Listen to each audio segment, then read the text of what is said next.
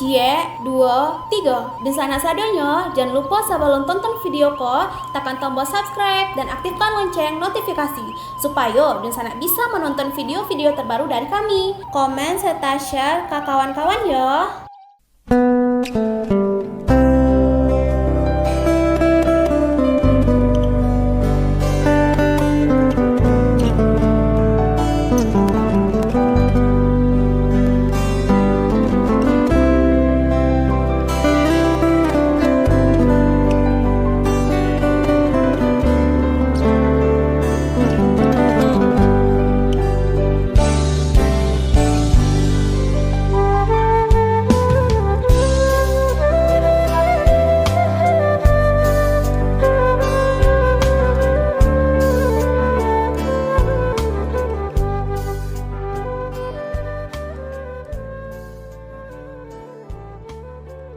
Senja kala nagari penghasil orang hebat dari Minang, ditinggal penghuni. Halo Sobat Kabar Rantau, apa kabar kalian semua? Semoga sehat selalu ya. Jumpa lagi bersama kami. Dalam edisi kali ini kami kembali membahas ranah Minang yang kita sayangi.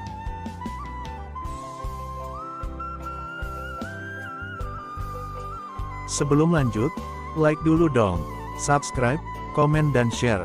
Terima kasih.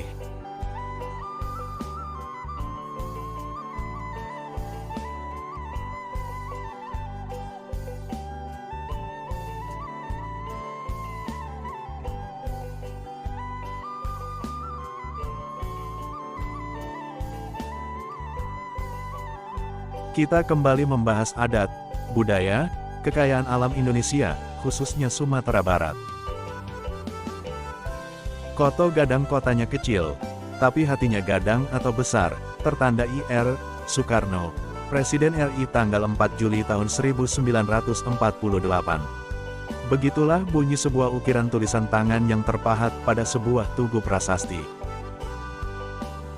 Lokasinya berada tepat di pertigaan jalan di pusat nagari Koto Gadang, Kecamatan Empat Koto, Kabupaten Agam, Sumatera Barat.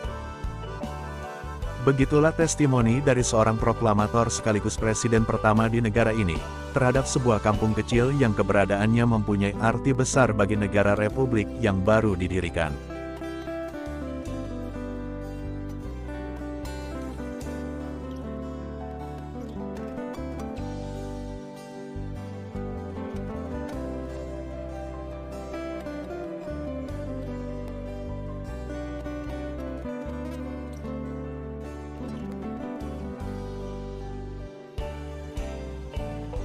Sebuah hal yang sangat membanggakan, sangat langka, bahkan mungkin inilah satu-satunya kampung kecil di pedesaan yang mendapat kehormatan untuk diberi testimoni oleh seorang tokoh besar Indonesia sekelas Bung Karno. Nagari Koto Gadang, sekilas tak ada bedanya dengan kampung-kampung kecil lainnya di dataran Sumatera Barat atau di daerah-daerah lainnya di Indonesia.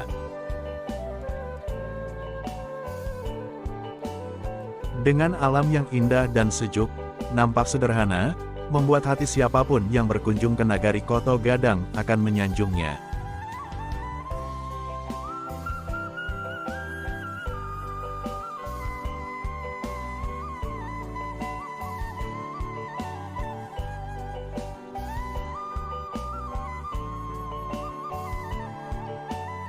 Koto Gadang itu luasnya lebih kurang 892 hektar, terdiri dari 3 jorong, terletaknya di Kecamatan Patkoto, Kabupaten Agam.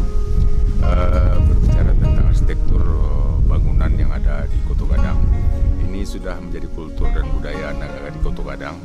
Artinya di Koto Gadang ada 4 suku, ada suku Caniago, suku Sikumbang, suku Koto, suku Piliang, Guci. Semenjak dahulunya, artinya dari Koto Gadang zaman ke zaman, arsitektur bangunan itu tertata dengan baik dan rapi. Demikianlah pemuka-pemuka kita, orang-orang tua kita, para pemilik rumah mendesain.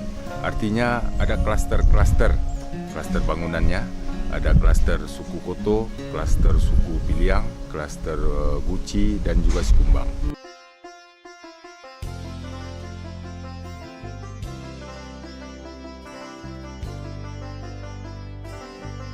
Suasana pedesaan sangat kental terasa, ramah tamah penduduk di lingkungannya pun dapat kita rasakan. Dengan kelompok-kelompok rumah pemukiman yang berjejer sepanjang jalan, di belakangnya terhampar petak-petak sawah yang menghijau dan sebagian mulai menguning dengan latar belakang jejeran bukit barisan dan gunung Singgalang tegak di kejauhan.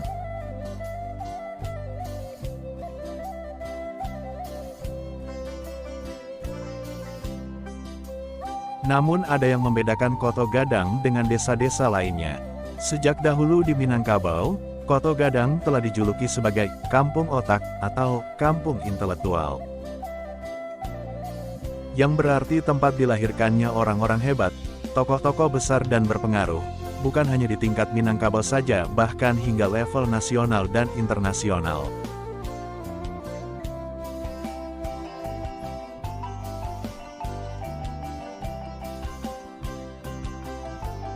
Ratusan tokoh dan pejabat berasal dari Koto Gadang ini, mulai dari jabatan sebagai hakim, jaksa, guru besar, rektor, duta besar, dokter, direktur BUMN, politisi bahkan hingga menteri atau perdana menteri.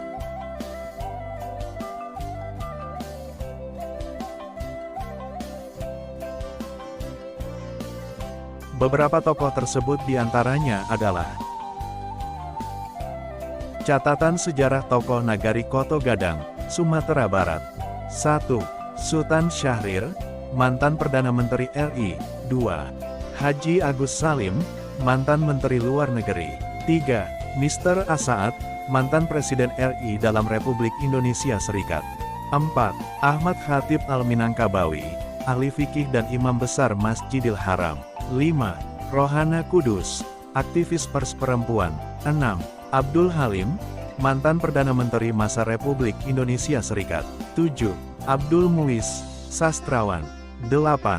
Emil Salim, Menteri Lingkungan Hidup era Soeharto. 9.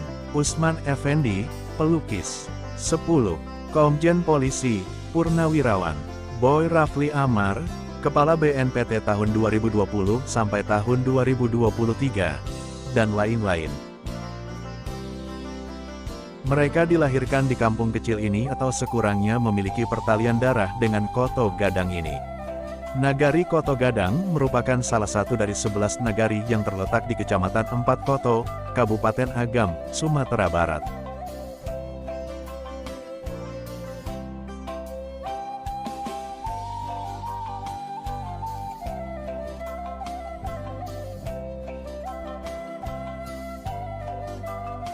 Sejarah Nagari Koto Gadang.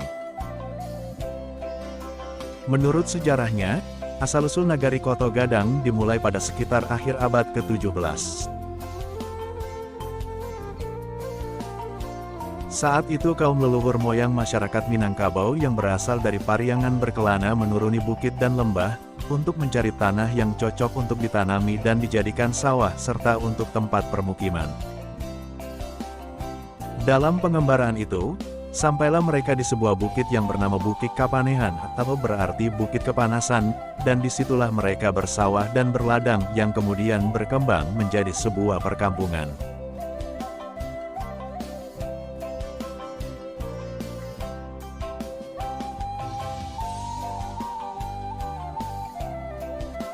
Kaum yang datang bersama dari Nagari Pariangan di kaki Gunung Marapi ini kemudian membangun permukiman dan bernagari dengan tidak melepaskan adat kebiasaan mereka.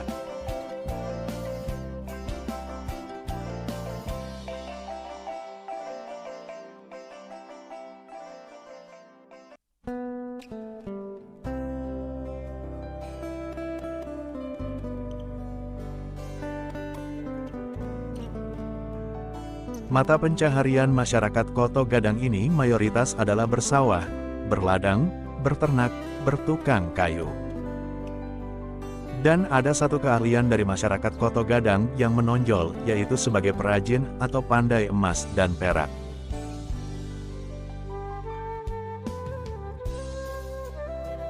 Bukan rahasia lagi, patut diapresiasi, profil masyarakat Nagari Koto Gadang sebagai tukang emas dan tukang perak sangat terkenal di seluruh Minangkabau.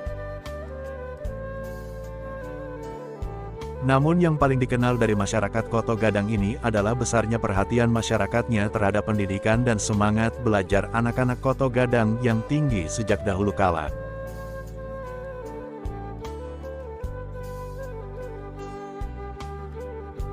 Anak-anak mereka disekolahkan di sekolah-sekolah modern Belanda, seperti Hollands Inlandse School atau HIS, Mir Uitgebreid Leger Onderwijs, atau MULO, hingga Sekolah Tinggi Kedokteran, Stovia, di Jakarta, atau NIAS di Surabaya, bahkan belajar langsung ke negeri Belanda.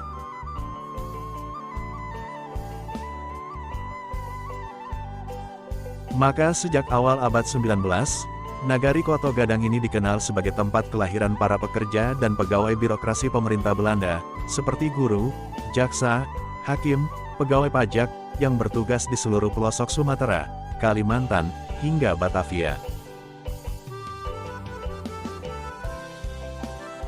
Maka tak heran, jika kini dikatakan bahwa Koto Gadang merupakan nagari atau desa yang paling banyak melahirkan sarjana di Indonesia.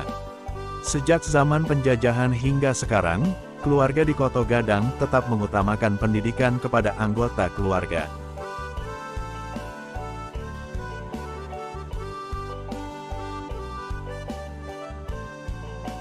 Yang sangat membedakan juga, kalau masyarakat daerah lain di Minangkabau merantau umumnya untuk berdagang, maka masyarakat Koto Gadang merantau untuk menuntut ilmu pengetahuan.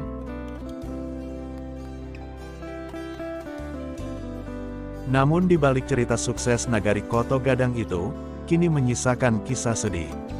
Nagari Koto Gadang semakin hari semakin sepi, ditinggalkan anak cucunya yang kini telah hidup sukses di perantauan.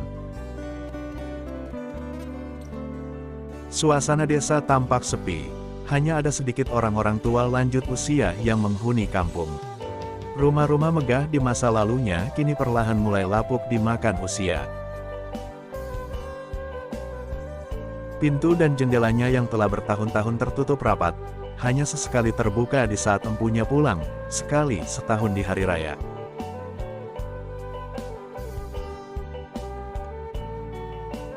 Demikian Sobat Kabar Rantau, semoga informasi ini bermanfaat. Jangan lupa like, komen, subscribe dan share channel kami. Terima kasih.